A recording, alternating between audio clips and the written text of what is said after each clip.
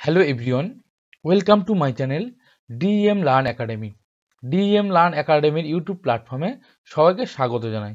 বন্ধুরা চলে এসেছি আজকে নতুন একটি ভিডিও নিয়ে। বন্ধুরা দেখো আজকের প্রাইমারি টেট 2023 10 ডিসেম্বর যে পরীক্ষা হতে চলেছে সেই পরীক্ষাকে লক্ষ্য রেখে আমরা কিন্তু প্রতিনিয়ত তোমাদের জন্য প্র্যাকটিস সেট দিয়ে চলেছি। বন্ধুরা আজকের শিশু মনস্তত্ত্ব ও প্যাডাগজি থেকে আজকের কিন্তু আমরা গুরুত্বপূর্ণ প্রশ্ন নিয়ে আলোচনা করব। আর এবারে কিন্তু আমাদের লক্ষ্য রয়েছে 27+ পাওয়ার, আর সেই লক্ষ্যে কিন্তু আমরা এগিয়ে চলেছি। ওকে, তো বন্ধুরা আজকে দেখো সিটেট 2019-এর যে কোশ্চেনগুলি হয়েছিল বিগত বছরের, সেই বিগত বছরের প্রশ্ন নিয়ে কিন্তু আমরা আলোচনা করব। আজকের কিন্তু প্রশ্নগুলো খুবই গুরুত্বপূর্ণ হতে চলেছে, ঠিক আছে? যে সকল প্রশ্নগুলো রেখেছি বন্ধুরা, সেই প্রশ্নগুলো কিন্তু অবশ্যই পরীক্ষার আসার মতন, যেহেতু বিগত বছরের সিটেটের প্রশ্ন, সেহেতু তোমরা বুঝতে পারছো খুবই গুরুত্বপূর্ণ হতে চলেছে আজকের ভিডিওটি। ওকে, তো বন্ধুরা তোমরা যারা নতুন আমার চ্যানেলে ভিডিওগুলো দেখছো অবশ্যই তোমরা সাবস্ক্রাইব করে নাও, কারণ ভিডিওগুলো যাতে তোমাদের কাছে তাড়াতাড়ি করে পৌঁছে যায়। ওকে, আর নোটিফিকেশান বেল আইকনটি অবশ্যই দাবিয়ে রাখবে যাতে নোটিফিকেশান অবশ্যই তোমাদের কাছে পৌঁছে যায়। ওকে, আর তোমরা যারা ভাবছো যে পিডিএফ পেতে চাও, পিডিএফ পাওয়ার জন্য তোমরা অবশ্যই করে টেলিগ্রাম গ্রুপে যুক্ত হতে পারো। টেলিগ্রাম গ্রুপের লিঙ্ক কিন্তু ডেসক্রিপশানে দেওয়া রয়েছে। যদি ওখান থেকে যুক্ত নাও হতে পারো তাহলে তোমরা অবশ্যই করে টেলিগ্রামে গিয়ে ডিএম লার্ন একাডেমি করে সার্চ করো, ওখান থেকে তোমরা অবশ্যই করে কিন্তু যুক্ত হয়ে যেতে পারো। ওকে, তো চলো বন্ধুরা আজকের সেশনটি খুবই গুরুত্বপূর্ণ হতে চলেছে, তাই তোমরা অবশ্যই স্কিপ না করে শেষ পর্যন্ত অবশ্যই করে দেখতে থাকো। ওকে, চলো আজকের প্রশ্নগুলো কি বলেছে দেখে নেব। দেখো বন্ধুরা বলেছে ভাষা অর্জন ও বিকাশের সবচেয়ে গুরুত্বপূর্ণ সময়। ভাষা অর্জন ও বিকাশের সবচেয়ে গুরুত্বপূর্ণ সময় কোনটি? দেখো এ বলেছে প্রাক জন্মকাল, বি বলেছে শৈশবকাল, সি বলেছে মধ্য শৈশবকাল, ডি বলেছে কৈশোরকাল। দেখো ভাষা অর্জন, শিশুর যে ভাষা অর্জন ও বিকাশ, সেই বিকাশের সব থেকে গুরুত্বপূর্ণ সময় কিন্তু হলো কোনটা বলো তো বন্ধুরা? শৈশবকাল। ওকে, সব থেকে গুরুত্বপূর্ণ তাহলে কোনটা? শৈশবকালে কিন্তু ভাষা অর্জন ও বিকাশ হচ্ছে গিয়ে সব থেকে ভালোভাবে হয়। ওকে, দেখো 2 নম্বর প্রশ্ন চলে যাব। কি বলেছে? নিচের কোনটি লরেন্স কোলবার্গ দ্বারা প্রস্তাবিত নৈতিক বিকাশের একটি পর্যায়? দেখো নৈতিক বিকাশের একটি পর্যায় কোনটি? নৈতিক বিকাশের একটি পর্যায় কোনটি? এ বলেছে লেটেন্সি স্টেজ, বি বলেছে সোশ্যাল কন্ট্যাক্ট ওরিয়েন্টেশন, সি বলেছে কংক্রিট অপারেশনাল স্টেজ, ডি বলেছে ইন্ডাস্ট্রি বনাম ইনফিরিয়রিটি স্টেজ। দেখো লরেন্স কোলবার্গ, আমরা জানি কি লরেন্স কোলবার্গ কিন্তু নৈতিক বিকাশ, তাই তো? নৈতিক বিকাশ বলেছে যে একটি পর্যায়, সেই পর্যায় কোনটি? দেখো এখানে কিন্তু নৈতিক বিকাশ সোশ্যাল কন্ট্যাক্ট ওরিয়েন্টেশন। ওকে, তাহলে 2 নম্বর প্রশ্নের উত্তর হয়ে গেল কি বিটা, social contact orientation Lawrence Kohlberg দ্বারা প্রস্তাবিত নৈতিক বিকাশের কিন্তু একটি পর্যায়। দেখো 3 নম্বর প্রশ্ন কি বলেছে? শ্রেণীকক্ষে আলোচনার সময় একজন শিক্ষক প্রায় মেয়েদের চেয়ে ছেলেদের প্রতি বেশি মনোযোগ দেন। এটি একটি উদাহরণ। এটি একটি কিসের উদাহরণ? লিঙ্গ পরিচয়, লিঙ্গ পক্ষপাত, সি লিঙ্গ প্রাসঙ্গিকতা, ডি লিঙ্গ স্থায়িত্ব। দেখো তাহলে শ্রেণীকক্ষে আলোচনার সময় একজন শিক্ষক প্রায় মেয়েদের চেয়ে ছেলেদের বেশি মনোযোগ দেয়, তাহলে এটা কি হয়ে যাচ্ছে বন্ধুরা? দেখো এটা কিন্তু লিঙ্গ পক্ষপাত। ওকে, তাহলে সঠিক উত্তরটা কি হয়ে গেল এখানে? লিঙ্গ পক্ষপাত। ওকে, নেক্সট পরেরটা দেখো কি বলেছে? নিচের কোনটি শিশুদের লিঙ্গ স্টিরিওটাইপিং এবং লিঙ্গ ভূমিকা সামঞ্জস্য কমাতে একটি কার্যকর কৌশল? নিচের কোনটি শিশুদের লিঙ্গ স্টিরিওটাইপিং এবং লিঙ্গ ভূমিকা সামঞ্জস্য কমাতে একটি কার্যকর কৌশল? বলেছে এ লিঙ্গ পক্ষপাত সম্পর্কে আলোচনা, বি বলেছে লিঙ্গ নির্দিষ্ট ভূমিকার উপর জোর দেয়া, সি বলেছে লিঙ্গ বিচ্ছিন্ন নাটকের দল, ডি বলেছে লিঙ্গ বিচ্ছিন্ন আসন ব্যবস্থা। দেখো কোনটি স্টিরিওটাইপিং এবং লিঙ্গ ভূমিকা সামঞ্জস্য কমাতে কার্যকর কৌশল? দেখো এখানে কিন্তু সবসময় স্টিরিওটাইপিং এবং লিঙ্গ ভূমিকা সামঞ্জস্য কমাতে গেলে আমাদের কিন্তু লিঙ্গ পক্ষপাত সম্পর্কে আলোচনা করতে হবে। ওকে, লিঙ্গ পক্ষপাত সম্পর্কে কিন্তু আমাদের আলোচনা করতে হবে। তাহলে এখানে সঠিক উত্তরটি কোনটা হয়ে গেল? দেখো সঠিক উত্তরটি হয়ে গেল এখানে লিঙ্গ পক্ষপাত সম্পর্কে কিন্তু আলোচনা। দেখো 5 নম্বর কোশ্চেন কি বলেছে? 5 নম্বর প্রশ্নে চলে এসেছি। দেখো নিচের কোন তাত্ত্বিক শিশুদের সক্রিয় জ্ঞানের সন্ধানকারী হিসেবে দেখার সময় তাদের উপর সামাজিক ও সাংস্কৃতিক বিষয়বস্তুর প্রভাবের ওপর জোর দিয়েছেন? নিচের কোন তাত্ত্বিক? বলেছে জন বি ওয়াটসন, বি বলেছে লেভ ভাইগটস্কি, সি বলেছেন জিন পিয়াজে, ডি বলেছে লরেন্স কোলবাক। দেখো বলেছে শিশুদের সক্রিয় জ্ঞানের সন্ধানকারী হিসেবে দেখার সময় তাদের উপর সামাজিক ও সাংস্কৃতিক বিষয়বস্তুর প্রভাবের ওপর জোর দিয়েছেন। দেখো সামাজিক ও সাংস্কৃতিক বিষয়বস্তুর ওপর কিন্তু জোর দিয়েছেন কে? যেহেতু সামাজিক নির্বীতিবাদ কাকে বলা হচ্ছে কি? Lev Vygotsky. তাহলে সমাজের ওপর কিন্তু জোর দিয়েছে লেভ ভাইগটস্কি। দেখো 6 নম্বর প্রশ্ন কি বলেছে? 6 নম্বর প্রশ্ন বলেছে নিচের কোনটি জ্ঞানীয় বিকাশের প্রেক্ষাপটে একটি পাইজেটিয়ান থিওরি, জিন পিয়াজের থিওরি অর্থাৎ নিচের কোনটি? বলেছে স্কিমা, বি বলেছে পর্যায়মূলক শিক্ষা, সি বলেছে কন্ডিশনিং, ডি বলেছে যুক্তি। দেখো জ্ঞানীয় বিকাশের প্রেক্ষাপট অর্থাৎ আমরা সবসময় কিন্তু বুঝবো যে স্কিমা। ওকে, জ্ঞানীয় বিকাশের প্রেক্ষাপটে পাইজেটিয়ান থিওরি একটা কি হচ্ছে? সেটা একটি গঠন স্কিমা। তাহলে 7 নম্বর প্রশ্ন কি বলেছে?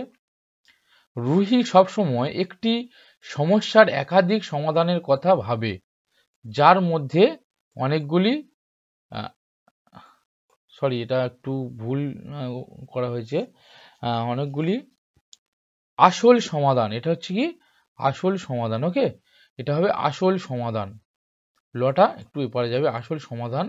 রুহি এর বৈশিষ্ট্য প্রদর্শন করেছে। দেখো তাহলে কি বলছে? রুহি সবসময় একটি সমস্যার একাধিক সমাধানের কথা ভাবে যার মধ্যে অনেকগুলি আসল সমাধান।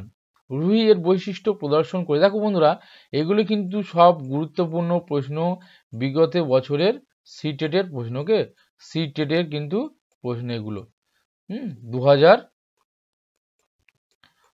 কিন্তু 19-এর সিটেটের প্রশ্ন।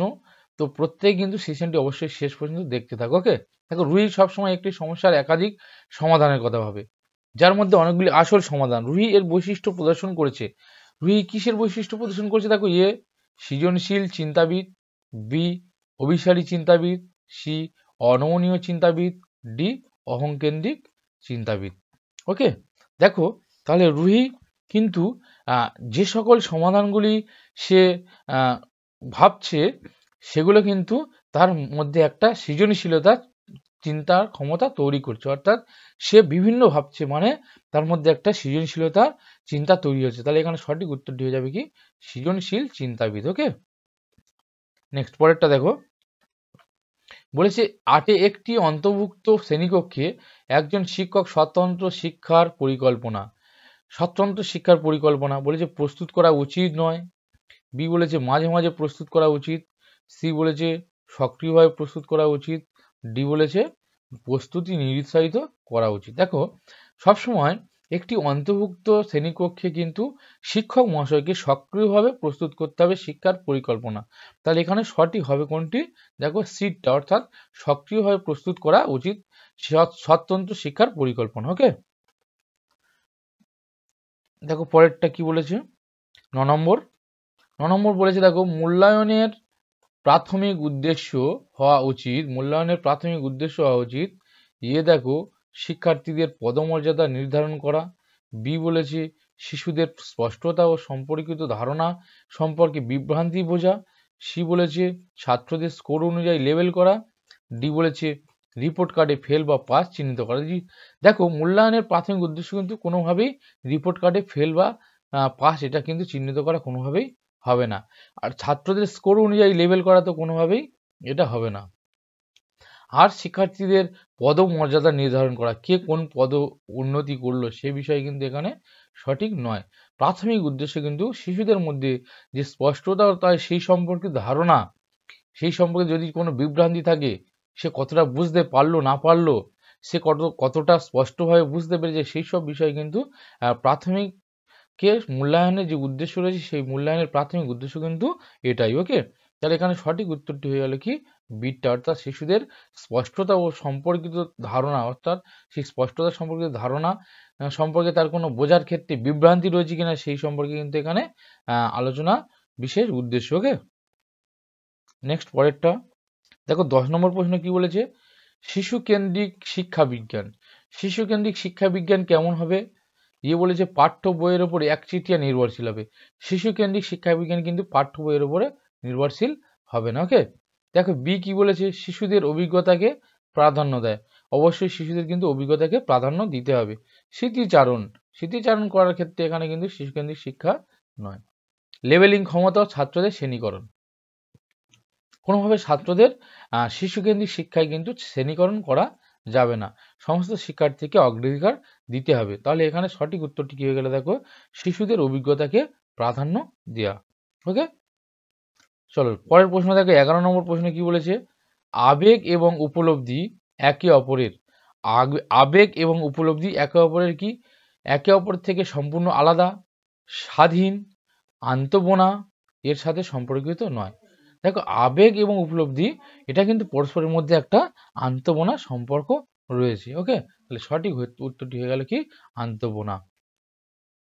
দেখো 12 নম্বর প্রশ্ন কি বলেছে, দেখো 12 নম্বর প্রশ্ন চলেছি, দেখো নিচের কোনটি বিকাশের নীতি নয়? নিচের কোনটি বিকাশের নীতি নয়? দেখো উন্নয়ন আজীবন, বলছে উন্নয়ন আজীবন, হ্যাঁ বিকাশ কিন্তু আজীবন ধরে ঘটে চলে, তাহলে এটা কিন্তু বিকাশের নীতি। দেখো উন্নয়ন পরিবর্তনযোগ্য, অবশ্যই উন্নয়ন কিন্তু পরিবর্তনযোগ্য। বলছে দেখো উন্নয়ন বংশগতি ও পরিবেশ উভয় দ্বারা প্রভাবিত হয়। দেখো বিকাশ অবশ্যই কিন্তু বংশগতি ও উন্নয়ন পরিবেশ দ্বারা কিন্তু প্রভাবিত হয়ে থাকে। তাহলে দেখো এই তিনটে কিন্তু অবশ্যই করে কিন্তু বিকাশের নীতি হয়ে যাচ্ছে। তাহলে এই তিনটে কিন্তু আমার কিন্তু সঠিক হলো, ঠিক আছে। কিন্তু এবারে দেখো উন্নয়ন সার্বজনীন এবং সাংস্কৃতিক বিষয়বস্তু এটিকে প্রভাবিত করে না। দেখো বিকাশ কিন্তু এই উন্নয়ন সার্বজনীন এবং সাংস্কৃতিক যে বিষয়বস্তু রয়েছে এটা কিন্তু বিকাশকে অবশ্যই করে প্রভাবিত করে, কিন্তু এখানে আমাকে না বলেছে, তাহলে এটা কিন্তু বিকাশের নীতি নয়। তাহলে এটা কিন্তু আমার বিকাশের নীতি নয়, তাহলে এইটাই হয়ে যাচ্ছে কি আমার সঠিক উত্তর। অর্থাৎ বিকাশের নীতি নয় হচ্ছে উন্নয়ন সার্বজনীন এবং সাংস্কৃতিক বিষয়বস্তু এটিকে প্রভাবিত করে না, এটা হলো কি ভুল, বিকাশের নীতি নয়, অর্থাৎ এটা আমার এখানে সঠিক উত্তর। তাহলে সঠিক উত্তর কোনটা হলো ডিটা। ওকে, দেখো 13 নম্বর প্রশ্ন কি বলেছে, নিচের কোনটি মাধ্যমিক সামাজিকীকরণ সংস্থার উদাহরণ? মাধ্যমিক সামাজিকীকরণের অর্থাৎ কোনটা, যে মধ্যেকার সামাজিকীকরণ হিসেবে আমাদের সঙ্গে সামঞ্জস্য করে চলে কোনগুলো, দেখো পরিবার ও প্রতিবেশী। বি বলেছে কি দেখো পরিবার ও মিডিয়া। সি বলেছে স্কুল এবং মিডিয়া। ডি বলেছে মিডিয়া এবং প্রতিবেশী। দেখো পরিবার ও প্রতিবেশী কিন্তু আমাদের প্রাথমিক সামাজিকীকরণের সংস্থা, তাই এটা কিন্তু মাধ্যমিক নয়। ওকে, তাহলে এটা কিন্তু সঠিক নয়। এখানে দেখো আবার বলছে পরিবার এবং মিডিয়া কিন্তু মাধ্যমিক, কিন্তু পরিবার এখানে প্রাথমিক, তাহলে এটাও কিন্তু এক্ষেত্রে প্রযোজ্য নয়। এবার দেখো স্কুল এবং মিডিয়া কিন্তু আমাদের সামাজিকীকরণের মাধ্যমিক সংস্থা, আর মিডিয়া এবং প্রতিবেশী তাহলে এটাও আমার হবে না। তাহলে আমার সঠিক উত্তর এখানে কি হয়ে গেল, দেখো স্কুল এবং মিডিয়া হলো মাধ্যমিক সামাজিকীকরণ সংস্থার একটি উদাহরণ। দেখো 14 নম্বর প্রশ্ন দেখো কি বলেছে, 14 নম্বর প্রশ্ন স্বতন্ত্র ভিন্নতার প্রাথমিক ধারণা। স্বতন্ত্র ভিন্নতার প্রাথমিক ধারণা কি? বলেছে জন্মগত পিতামাতার কাছ থেকে ব্যক্তিদের দ্বারা প্রাপ্ত জেনেটিক কোড। বি বলেছে জন্মগত বৈশিষ্ট্য। সি বলেছে পরিবেশগত, এটা পরিবেশগত হবে, পরিবেশগত প্রভাব। ডি বলেছে বংশগতি ও পরিবেশের মধ্যে জটিল ইন্টারপ্লে। এবার দেখো স্বতন্ত্র ভিন্নতা অর্থাৎ প্রত্যেকের মধ্যে আলাদা আলাদা যে বিষয়বস্তু, আলাদা আলাদা যে ব্যক্তিত্ব দেখা যায়, সেই আলাদা ব্যক্তিত্বর জন্য কোনটা এখানে কারণ বা কোনটা দায়ী। দেখো জন্মগত পিতামাতার কাছ থেকে ব্যক্তির দ্বারা প্রাপ্ত জেনেটিক কোড। দেখো জন্মগত পিতামাতার কাছ থেকে শুধুমাত্র তার জেনেটিক কোডটা পেলে তার মধ্যে স্বতন্ত্র একটা ভিন্নতা আসবে, এটা হতেও পারে। কিন্তু শুধু কি এটার ক্ষেত্রে শুধু কি জন্মগত পিতামাতার কাছ থেকে ব্যক্তিদের জেনেটিক কোড থাকলে কি হবে? শুধু কিন্তু জন্মগত পিতামাতার কাছ থেকে ব্যক্তিদের দ্বারা জেনেটিক কোড থাকলে সবকিছু হয় না। চলো এটা কিন্তু হতে পারে, দেখা যাক। জন্মগত বৈশিষ্ট্য, হ্যাঁ জন্মগত বৈশিষ্ট্য কিছুটা থাকতে পারে। এটা বলেছি কিন্তু বন্ধু পরিবেশগত প্রভাব, পরিবেশগত প্রভাবটাও অবশ্যই। এখানে দেখো বংশগতি এবং পরিবেশের মধ্যে জটিল ইন্টারপ্লে। এখানে সঠিক উত্তরটি কোনটা হয়ে গেলে দেখো বংশগতি এবং পরিবেশ এদের মধ্যে যে জটিল ইন্টারপ্লে, সেই ইন্টারপ্লের মধ্যে কিন্তু স্বতন্ত্র ভিন্নতা, অর্থাৎ একে অপরের মধ্যে ভিন্ন যে বিষয় সেটা কিন্তু আমরা লক্ষ্য করতে পারি। তাহলে এখানে সঠিক উত্তরটি হয়ে গেল কি বংশগতি ও পরিবেশের মধ্যে যে জটিল ইন্টারপ্লে রয়েছে, অর্থাৎ তাদের মধ্যে যে প্রভাবটি রয়েছে সেটাই কিন্তু এখানে সঠিক উত্তর। ওকে, তো বন্ধুরা যারা তোমরা এই আমার চ্যানেলে অবশ্যই ভিডিওগুলি দেখছো তোমরা অবশ্যই করে সাবস্ক্রাইব করে রেখো এবং নোটিফিকেশনটি অন করে রাখবে, ঠিক আছে? তো চলো নেক্সট প্রশ্ন চলে যাব। দেখো 15 নম্বর প্রশ্ন। বন্ধুরা আজকের প্রশ্নের শেষ প্রশ্ন, আজকে যে প্র্যাকটিস সেট ছিল সেই প্র্যাকটিস সেটের শেষ প্রশ্ন। নিম্নলিখিত সময়ের মধ্যে কোন সময়ে শারীরিক বৃদ্ধি ও বিকাশ দ্রুত গতিতে ঘটে থাকে? দেখো কোন সময়ে শারীরিক বৃদ্ধি ও বিকাশ দ্রুত গতিতে ঘটে থাকে? দেখো বলেছে কি, বলেছে প্রারম্ভিক শৈশব ও মধ্য শৈশব, বি বলেছে মধ্য শৈশব ও কৈশোর, সি বলেছে কৈশোর এবং যৌবন, ডি বলেছে শৈশব এবং প্রাথমিক শৈশব।